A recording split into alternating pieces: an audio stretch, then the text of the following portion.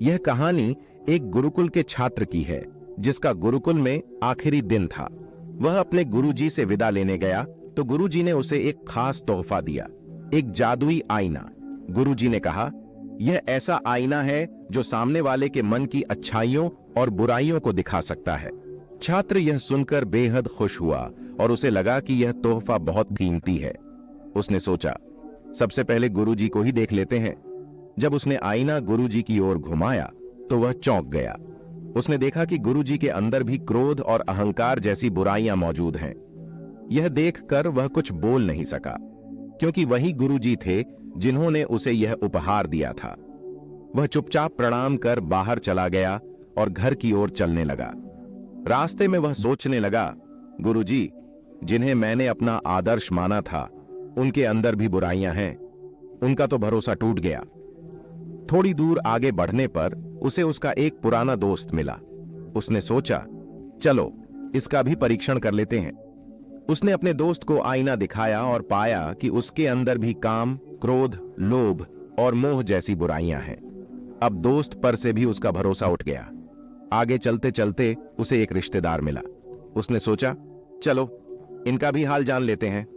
उसने रिश्तेदार को आईना दिखाया और पाया कि उनमें भी बहुत सारी कमियां हैं। अब उस लड़के का भरोसा पूरी दुनिया से उठने लगा। वह सोचने लगा, क्या हर किसी में बुराई है?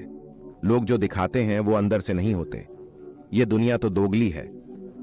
अब वह घर पहुंचा और सोचने लगा, मेरे मम्मी पापा तो सबसे अच्छे होंगे, उनमें कोई बुराइयां नहीं होंगी। उसने सबसे पहले अपने पिताजी को आईना दिखाया, लेकिन उनमें भी कमियां दिखीं। उसकी उम्मीदें टूट गईं। फिर उसने अपनी मां को आईना दिखाया और उसमें भी उसे कमियां नजर आईं।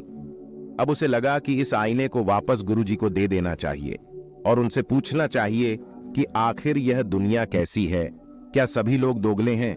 वह तुरंत गुरुकुल लौटा और गुरुजी को प्रणाम किया। उसने कहा, गुरुजी, आपने मुझे कैसा आईना दिया है?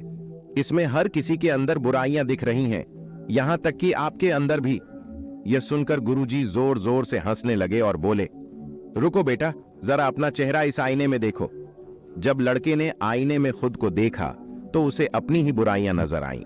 मन बुरी तरह मेला हुआ था और कहीं भी निर्मलता नहीं थी। तब गुरुजी ने कहा, मैंने यह आईना इसलिए दिया था ताकि तुम अपनी बुराइयों को देख सको और उन्हें मिटा सको, लेकिन तुमने पूरा दिन दूसरों की बुराइयां देखने में बर्बाद कर दिया। यही तो समस्या है। लोग दूसरों की कमियों को ढूंढते रहते हैं और अपनी बुराइयों को नजरअंदाज कर देते हैं।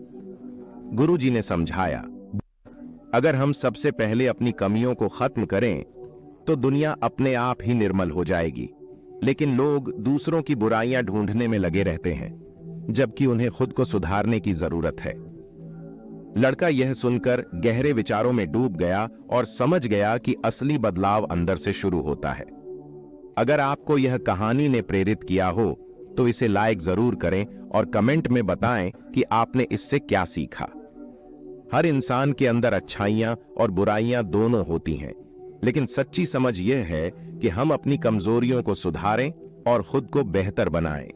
याद रखें, हर बड़ा बदलाव छोटे छोटे कदमों से शुरू होता है। मिलते हैं अगली कहानी में। तब तक खुद पर काम करें और जीवन में सकारात्मकता फैलाएं। धन्यवाद।